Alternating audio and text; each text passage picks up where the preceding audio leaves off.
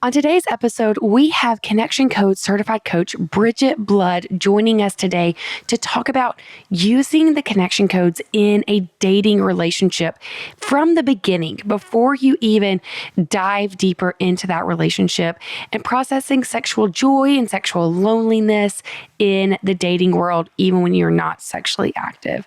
So that is what we are talking about today. Welcome to the Connection Codes podcast. This is the podcast where we break open the emotions that take us from being disconnected to connected in our relationships and in ourselves.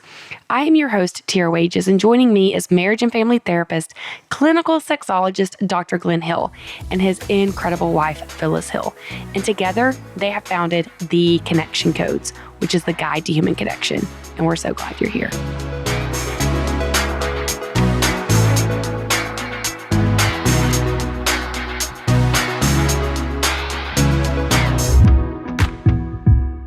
Hello, world.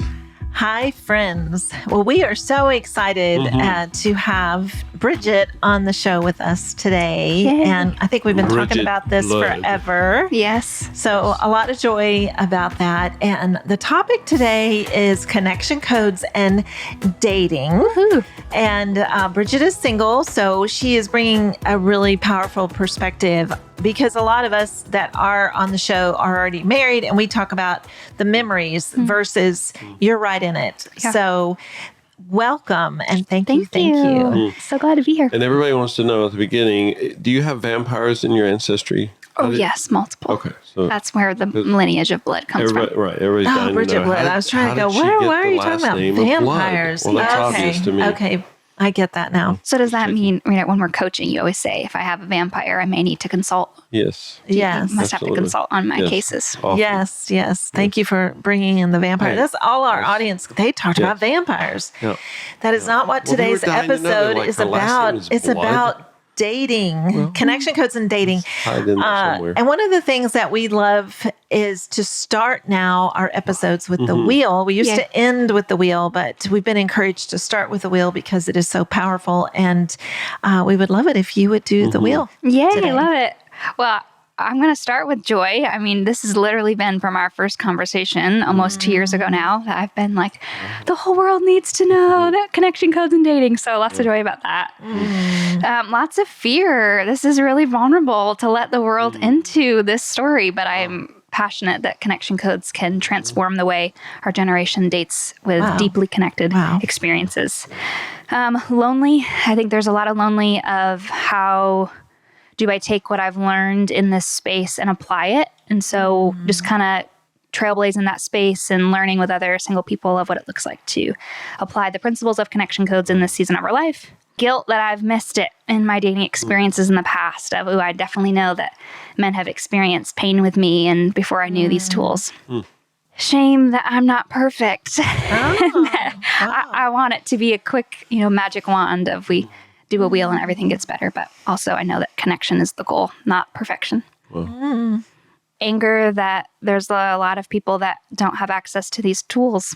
And so they're living a really painful experience of something that I think is a really cool season. Regardless if you marry the person or not, you can learn a lot as an individual and just honoring one another in that space. Anger that we miss on that.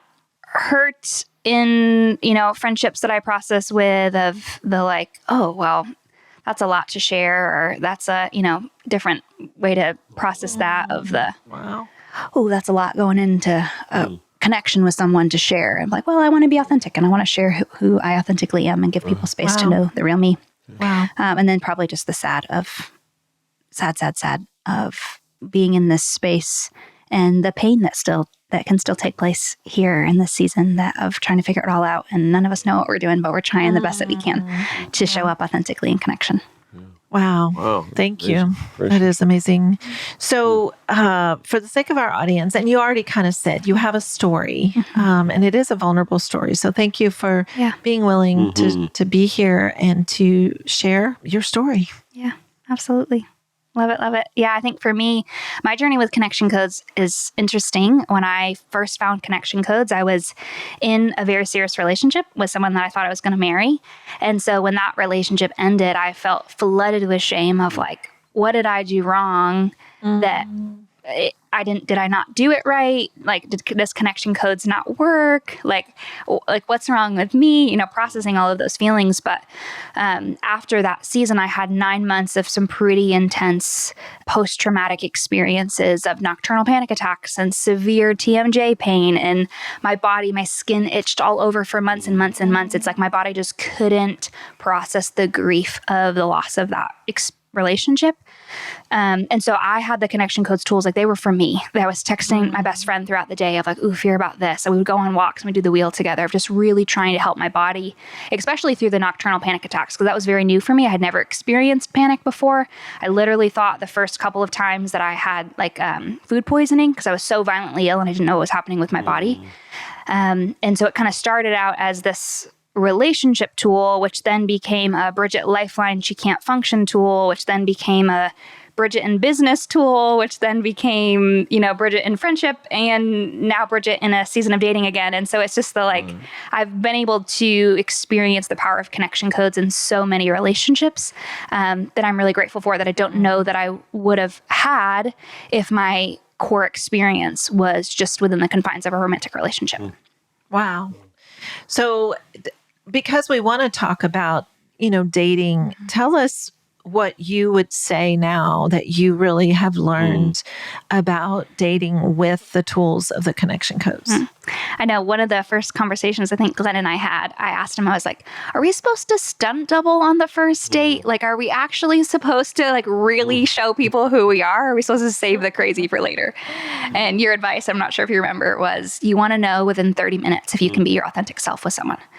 Now, that doesn't necessarily mean that I'm telling them, the masterclass on identity on our first date. That might be a little awkward, but I'm showing up with who I really am and what I really need.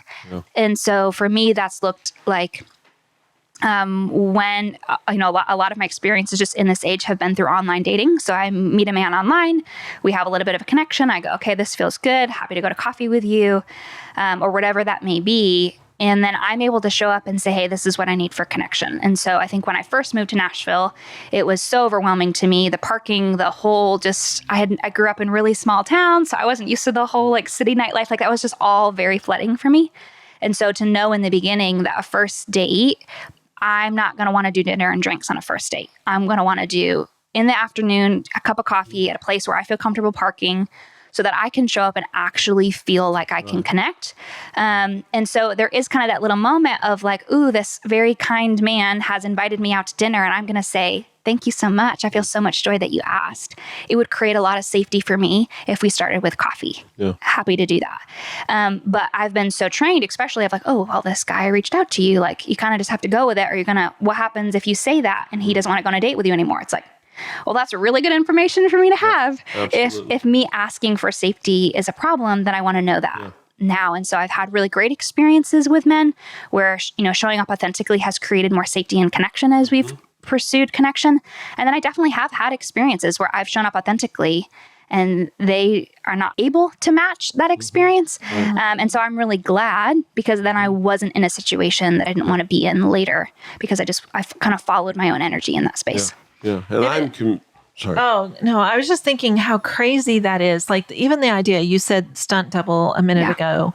And just, I think about, and I know it's been many, many years since we were dating, but I've seen it all around me.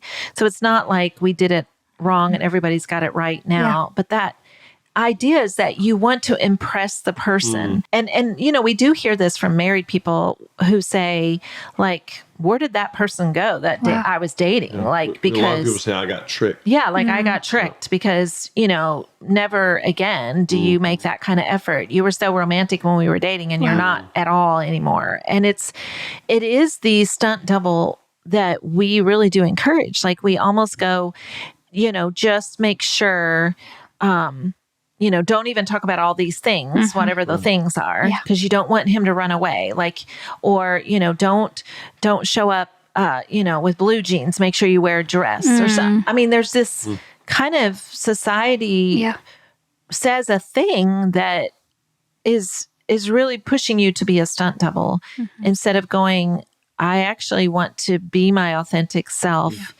because then, that idea of within 30 minutes, you'll know if this relationship is even worth pursuing. Yeah, because you can tell in 30 minutes as far as the trajectory. Yep. So if this individual, male or female, if this individual is not safe for you in 30 minutes, well, you multiply it out times 100, they're not going to be any more safe. That doesn't make sense. So, at 7 hours of being together, then suddenly they're safe. That's bizarre. And if they're not able to present their authentic self in 30 minutes, and I get it, you feel more comfortable.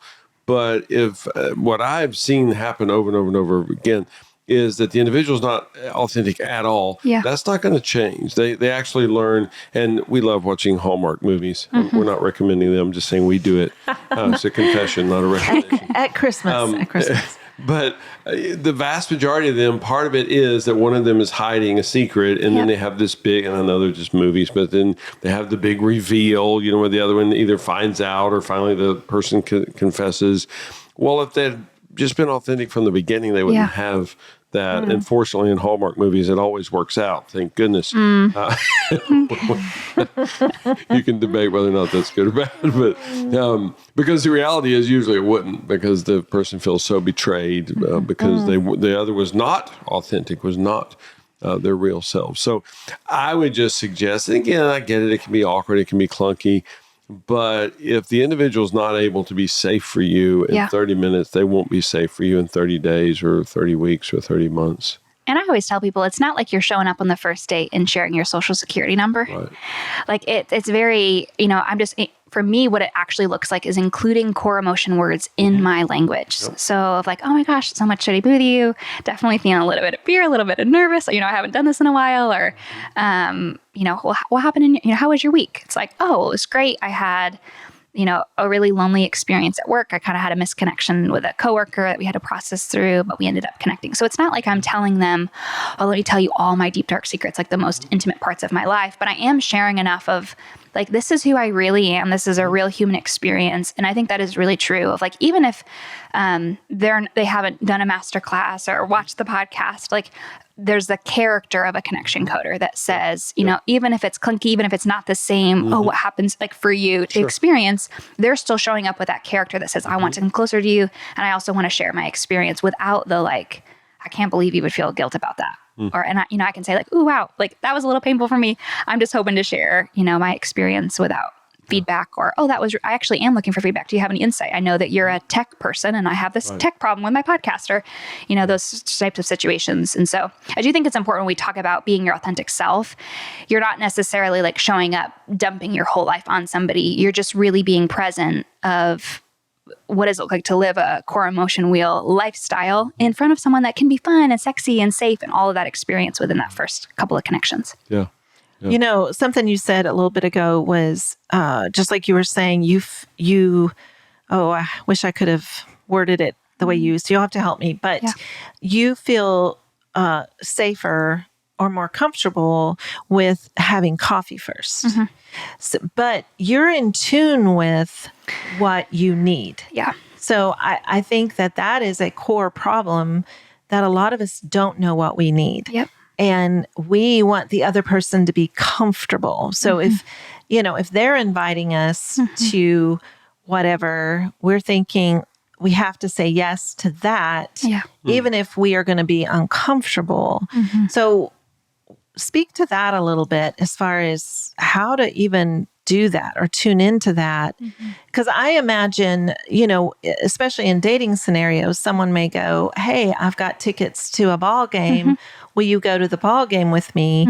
And I know we've talked about this, that parking when you first moved here was a really big fear for you. And so let's say someone did say, I've got tickets to a game, but it's a night game. Yeah. And that's possibly your first date. Well, how would you handle that? What would you do? Yeah, I think so. The language that I use is like building self-trust with yourself, which means I build a track record that I always show up for me. And so it's learning like when I can show up for myself, I also can show up the most like beautiful and authentic for another human like for human connection. And so what's been really cool, and we've talked about that a lot, is as I have honored that inner resistance of this is a fear experience for me over and over and over again, then now I'm like, ooh, I feel a little bit of fear about parking. But I actually feel really a lot of joy that the guy asked me, and I feel comfortable where I might be way more likely to say yes to that now, year and a half in than I would have been those first couple months. And so I think that there's that, what we call it the inner resistance of something. I feel a little bit of a block. I feel typically guilt of I don't want to be too needy of like, oh, am I allowed? That's the phrase that goes through my head when I can feel like myself get dysregulated of like, am I allowed to ask him this? Wow. And a lot of that for me, like my context is growing up in purity culture, and a language that's been really painful for me is this whole concept of emotional boundaries, which I think, again, in and of itself is great. We don't show up and share our social security number, but the way that my body interpreted that teaching was you're doing something sinful if you're sharing too authentic too early. And so my body would be like, ooh, I have a need, I have a desire, I have a dream, I have a preference, but like, is it godly for me to say that yet? Or what's the invisible line that I'm, going to get in trouble for crossing emotionally if I share this now? And so I think for me, I think I had shared this with you before, what opened my mind up to the fact that I even needed to practice taking up space in those first couple of online dating exchanges or the first date was you guys had shared on a podcast about sex, about when your children were younger, and how Phyllis asked Glenn to take the kids for 2 hours so she could have time to just, connect back to her own body before a sexual experience. And I listened to the podcast and I was like, oh, my body already knows that I'm not allowed to ask for that. And then I was like, so much sadness of like, how does my beautiful body as an unmarried woman already know that that's not allowed? Wow. And so I was like, okay, well, I'm not coming home to a husband and children right now, but my feminine body already has this message. So what do I need to engage with a masculine experience that goes, Bridgett has the right to have needs, to connect for pleasure, delight, and play that is a sexual connection, but it's not a sexual experience, right? And so for me, it looked like, okay, well, what would feel really connecting to me? How can I show up as the best version of myself? And I said, parking is not going to be it. Like me having to navigate parking, be all dysregulated and show up to some dude and be like fun and sexy and flirty and all that kind of stuff. I cannot do that after this. Yeah. So to say, okay, being in the daylight in a parking lot where I can just park a car and not have to pay for parking or street parking or park garage, all that kind of stuff. That's what would create safety for me. But I think a lot of it came from, I heard that story and I went, how on earth does my body know that already? And not even having been in that experience. Yeah. That's amazing. And I just want to break it down to the freeze frame level, because I think most people don't get that, and it's okay if I just use you. Yeah, go for it. Bridgett, so if you say, I feel some fear about that parking scenario, and if the other person is like, what? No, you don't need to feel fear about that. So he just told you, don't experience what you experience. You shouldn't experience that. Number two, by the way, shut up about it. He's not saying in those words. I get that. And he may, even from a good intention, be saying to you, oh, you don't need to feel fear. You're fine. And then as a connection coder, you say, oh, I wasn't trying to feel fear. I just felt fear. Then you find out if he thinks you're just stupid. Yep. And a lot of people say, well, that's just absurd. That's just dumb. You don't need to feel fear about it. Don't feel fear. Yeah. Well, he's already conveying very clearly to you, you are not safe with this individual. And you can learn that in the first, 5 minutes. That you multiply that out times 10, it's not going to magically change. Yeah. You multiply it out times 100 or 1,000, it's not going to suddenly on a Tuesday afternoon shift so that then this individual's safe for you. That doesn't make sense. Yeah. So you learn very, very quickly, but you do that by conveying what's happening for you, your authentic self at the core, your vulnerable self, which I get it, is incredibly vulnerable. And then you find out if the person is able to be present with you or not. And if they're not, great. And I remember you and I talking about that early on. And I don't question that there's not still pain with it. Yeah. But I'm glad you found out. Oh, yeah. So grateful. In an hour or in 3 days instead of 6 years. And what happens, culturally, societally, and I don't know why I always think of women more so than men, but it's also true for men. Yeah. But this woman devotes herself to this guy for whatever, 4 or 5 years, then realizes he's not safe for me, then realizes he's not authentic with me. Oh, darn. Then she does that 2 more times. And all of a sudden she's like, well, what happened? I'm in my mid-30s. I thought I'd be married with kids by now. And I've expended all this time and energy on these individuals who were never going to be safe for me. But I never presented my needs. I never conveyed what was happening for me. So I didn't find out. It took me 5 years to find out that they're not safe. I want you to find that out really, really quickly. Again, if it takes you 3 days, you're still way, way, way ahead of the curve. Yeah, I think I had to change my perspective on that. I think, we talk about the difference between processing a 1 pound weight or a 500 pound weight of emotion. Yep. And I know for me, I experienced so much shame, and I don't mean that with a negative connotation. I think that shame, I've become really comfortable with shame in the sense of shame invites me to examine who I am and who I'm not. Yep. And so I know for me that when my last serious relationship ended and I actually gave what my real experience was, like the shame that I felt of, I just crushed this dude with 500 pounds of the pain that Bridgett was actually experiencing here. Like I felt so much shame of, I contributed to this pattern too, because it would have been way more kind of me along the way to say, hey, this is what I'm experiencing of you. And so I remember one of our first conversations I just was like, oh my gosh, I feel so much shame about this. And you were like, I'm so glad, which is a very weird, disorienting response of like, okay, this is weird. And I just was like, how did like beautiful, brilliant Bridgett not know that she had the right to, like, how did I not know that? Yeah. And so, the shame of like, okay, cool, we're never going to do that again. And so I think that for me, I had to shift the perspective to me being authentic is me being unkind, to me being authentic is really kind, because I want the person to have the right to choose if they want to participate in my need or not. And they might say no, and that's really okay. Just to have, respectful endings is great. I think one of my favorite dating experiences, just such a weird statement, one of my favorite dating experiences in the last 1.5 years, I actually got ghosted after date 3, which means, we went on 1 date, 2 dates, 3 dates. He had invited me on a 4th date, and then he just never called again. And I left that experience so connected to myself that I look back on that with so much joy of I showed up so authentically from the beginning of, this is who I am. This is what I experience, this is me, and I'm here to connect with you. And I remember one of the feedback that he gave me that I just felt so much identity with. He's like, wow, I don't feel judged by you. And so learning that self-trust piece that says I can connect and honor my experience in dating actually creates more safety for the people that you're dating. Because I have single guy friends, right? That it's not just women are experiencing on dates with men, like single men are experiencing this same level of disconnection with women. And it's really painful for them too, as I've processed of like, she just, was kind of flighty and didn't really talk about anything. And it was just kind of a weird experience. I didn't really feel like I felt safe with her, to then be on the other side of that with men being like, oh, wow, like I actually felt a lot of permission to be myself with you. I'm like, great. That's a really great gift that we got to exchange, even if we only went on a couple coffee dates. So for me, that was a huge, that shift in perspective. Yeah. And it's so fascinating to me that culturally, and I did it, Phyllis and I did it, and we met very young and we actually married young, but we dated other people as well. So we participated in that cultural thing, and we've helped promote that cultural thing. But what a bizarre, and I've sat with dating coaches who coach different, they call them different things, but different levels, so on the first date, you don't reveal anything authentic.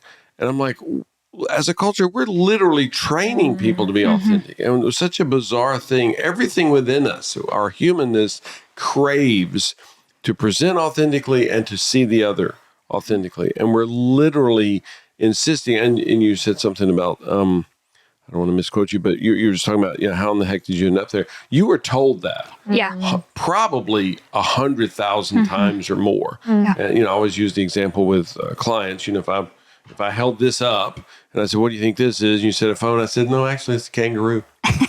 All these years you're like, it's not that you believe it's a phone. It's a phone. It's totally, it's inside of you. This is a phone. And it would take a lot for me to convince you this is actually called a kangaroo, Bridgett. I'm really sorry. somebody misinformed you. All those times. How many times have you been told this is a phone? You've gotten that message hundreds of thousands of times. So that's all that you know. Again, you don't believe it. You know it. Well, we have been told these horrible messages, and I'm not blaming the people that said it because they believed it too. But this message has been conveyed to us so many times.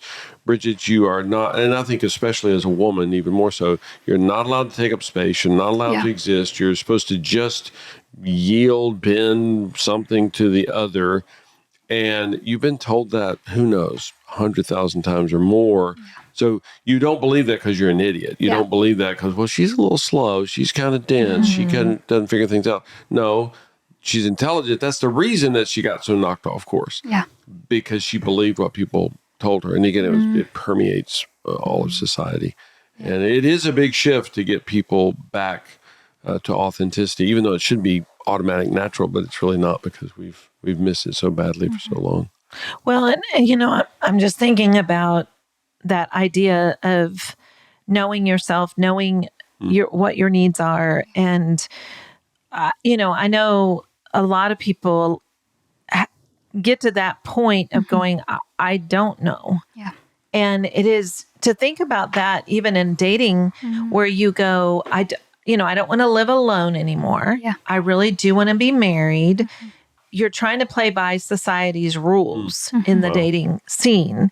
And you think that there's rules. Yeah. Right? As though there really is a book. And depending on what group you're in, the book may be very strongly God or, the Bible. But even with that, it's like there's a lot of confusion on the idea of, you mean I could show up and be my authentic self, and that is beautiful. Yeah. That's worthy of someone loving me Yep. in that place versus I need to pretend to be someone else to be able to catch the fish, right? To catch the guy. It's like you can lose yourself in that. Oh, I mean, absolutely. you can really lose yourself in that and even marry and be lost in that. Oh, yeah. So painful. And then often you either stay lost for a long time from yourself Yeah. or maybe not for long, you wake up and you go, I really don't like that. Glenn and I are movie people, and I'm thinking of I can't remember the name of the movie, but Dumb and Dumber. no, Sorry. but she shows up, she's like, runs away on the day of her wedding.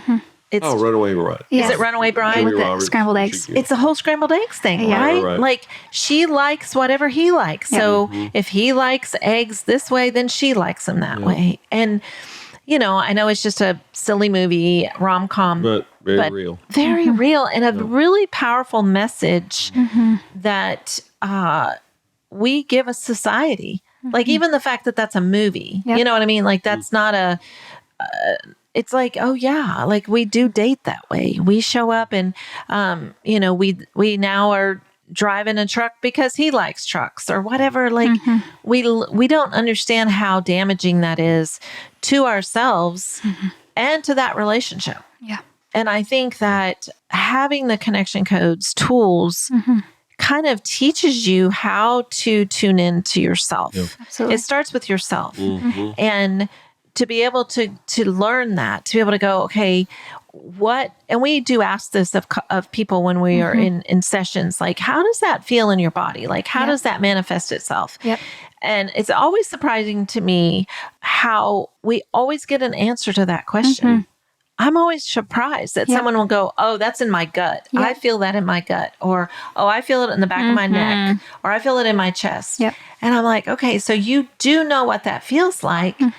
So that is part of the power of the connection codes that I can tune in to these emotions to figure out myself, to understand myself better so that I can become authentic. Oh, yeah. Yeah, because when we first started using somatic therapy a number of years ago, we assumed that there would be a very large percentage of the population that would go, I don't know. I've never had anybody say that. I'm not saying those people don't exist. Yeah. I've never sat with one.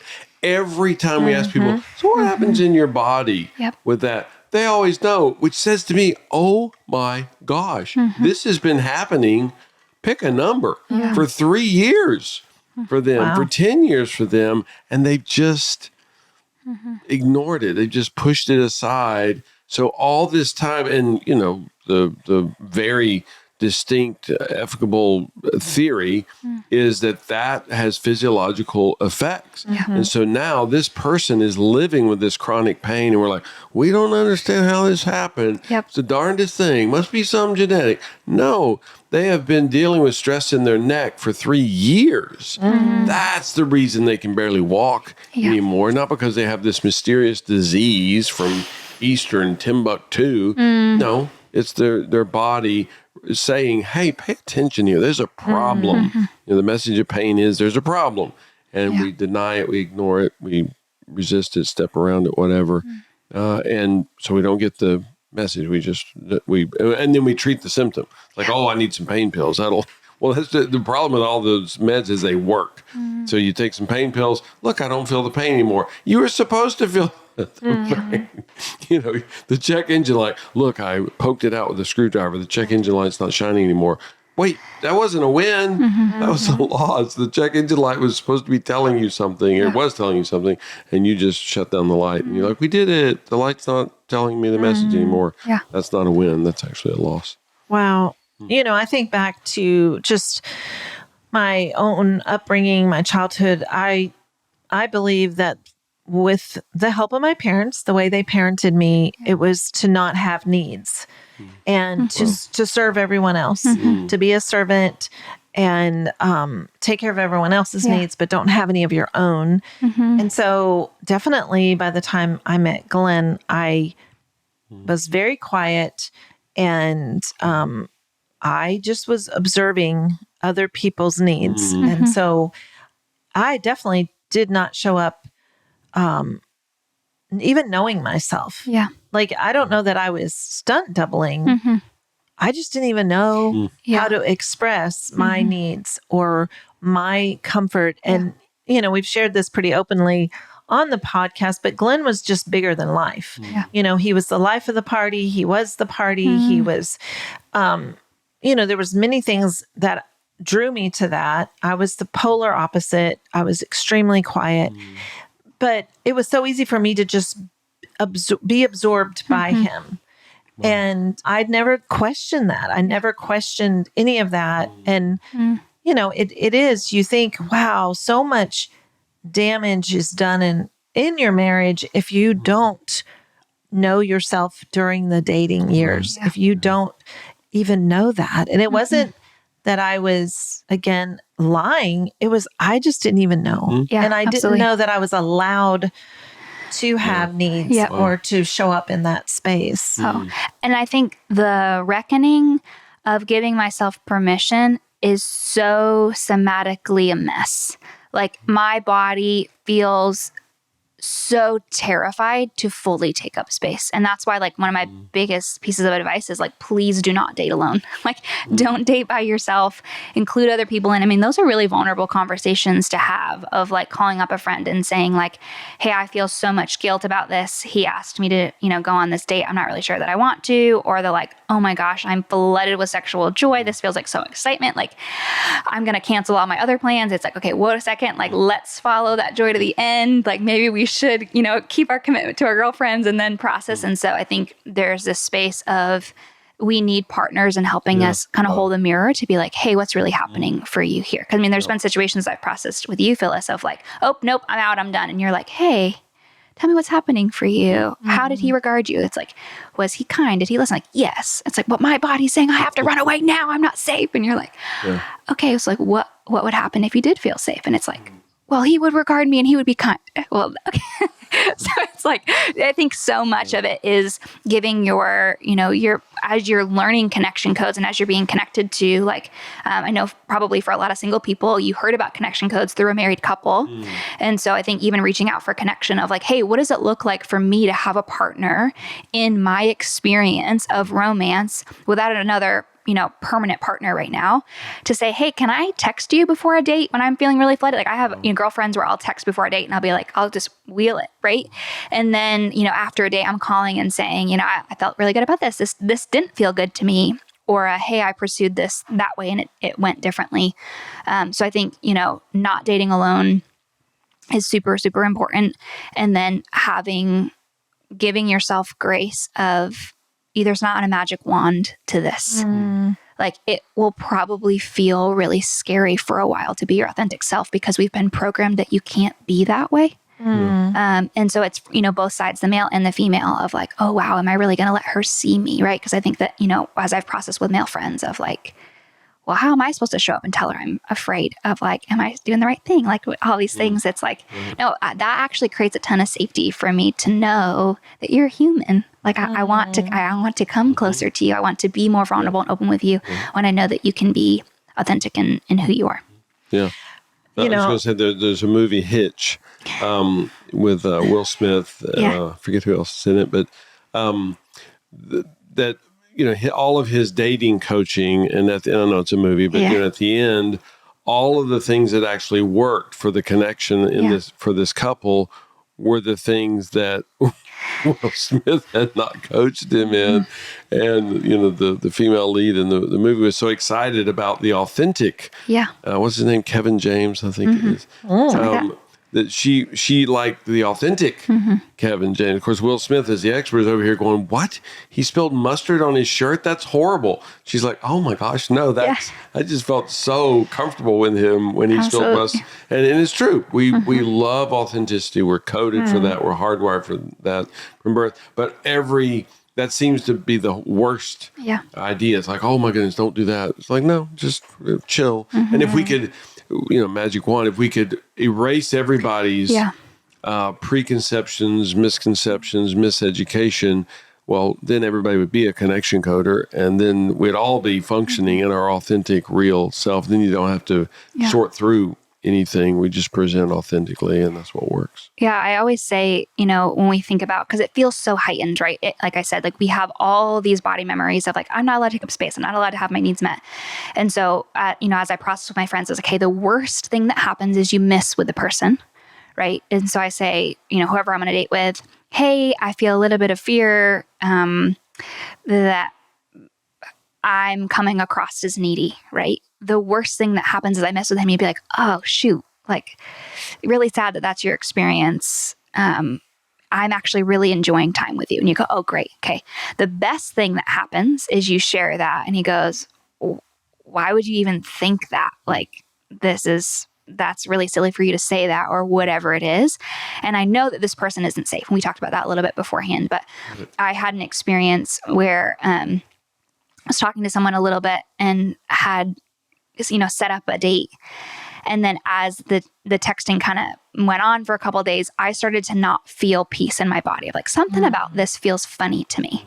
And so I presented that. I said, hey, I feel a little bit of guilt bringing this up. I said, but I'm feeling some fear that our expectations of what this coffee means is that we have different set of expectations. I just would love to know what's happening for you. So I'm not writing a story in my head that's not true. I'm like, I'm trying to I super want to honor your character. I want to honor that I have my own trauma history in dating and, all these experiences.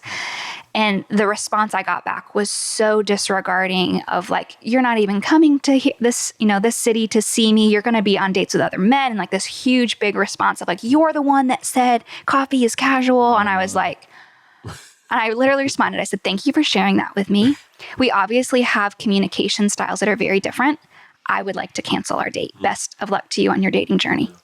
And I was like, what was that really painful and uncomfortable? And like, did I feel so much fear of being authentic? Yes. But that was the best thing that could have happened because I learned right away that feeling in my body, that somatic experience said, hey, Bridgett, something is off here. Compared to, has there been times where I felt anxiety or felt fear and I just need to process it with him, with you, with other people? Absolutely. But I think as I develop those memories and trust within my own body, it's easier for me to discern, is this my own trauma history speaking, where it's just I'm a little frazzled and a little nervous and a little like excited about this thing? Or is this my body saying, hey, this person probably doesn't have the capacity to connect with you in a safe and regarding way? Yeah. Wow.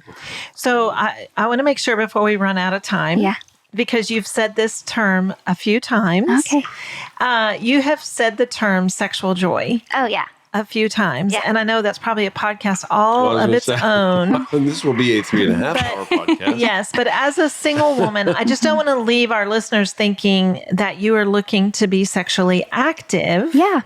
But that you're processing sexual joy as a single person. Absolutely. So can you explain that? Yeah. Because that does not make sense for most of us. Very countercultural. Well, I know one of our connection code protocols values is that you can be, what is it? You can be sexually active, but not sexually connected. Is that what we talk about? Absolutely. So I want to say you can be sexually connected without being sexually active. And so I think that there's this experience of the dance of I can be activated. I even like the word activated because activated comes way before arousal of like, I just feel sexually activated. I feel sexual joy about the connection and wearing a cute dress and putting on my lipstick and showing up in this space and being pursued and flirting and all that kind of stuff. And so being able to process that piece along with sexual loneliness. So an example of a non-erotic sexual experience was the other day I picked up groceries and I was walking with all of the bags up to my apartment because I was not making 2 trips, right? I was not making 2 trips. And I get to the top and I just was like, oh, I feel so much loneliness that there's not a big, strong man to help me with these groceries. And it's so good that my body desires a big, strong man to help me with my groceries. And I just remember out loud, I was like, body, I'm so proud of you. You're doing a great job. You're so brave.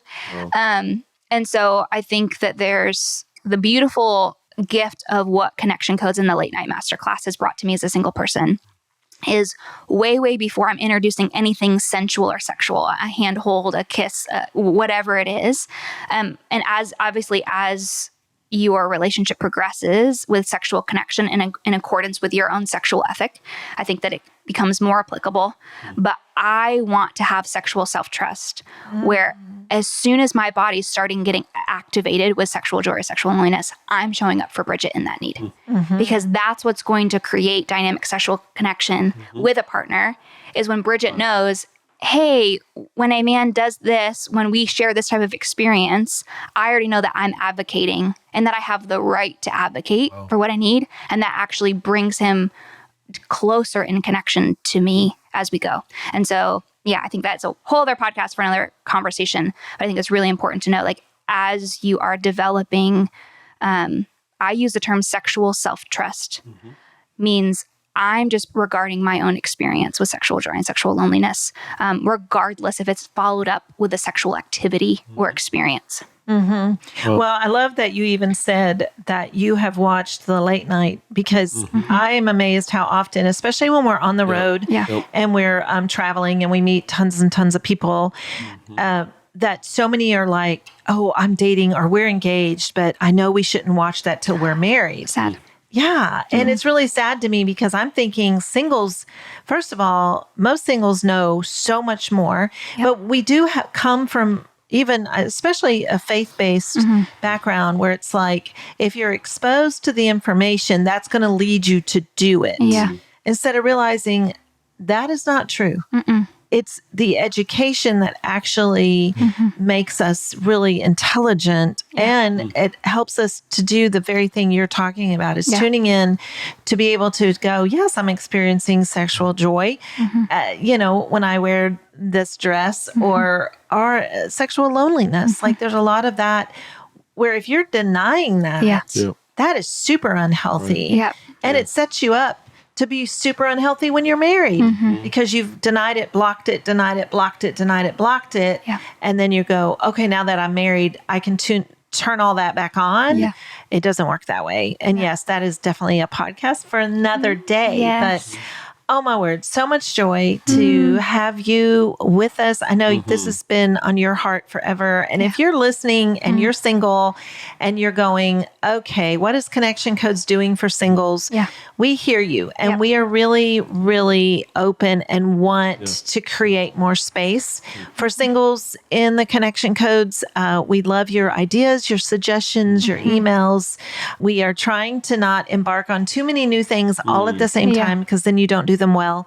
So we're trying to stay on course in the things that we're doing, but we do have incredible teammates.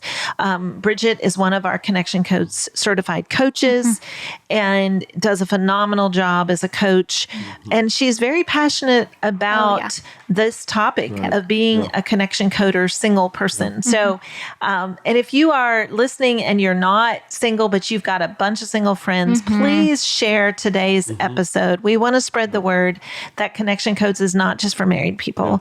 And so we thank you so much for being with us today. And I did want to give a plug. Do you have your information set up? I do. Can you pass that on and we'll put it in the show notes? Yeah. My website is recoveryourlife.co. We'll make sure it's in the show notes for you, but my information for coaching and speaking and all of that stuff is in there. Yeah. Wow. Yeah. And I do want to emphasize that it's just so powerful. We just finished our first Connection Codes coaches cohort, and of course you were so Yes. What's that word? Integral.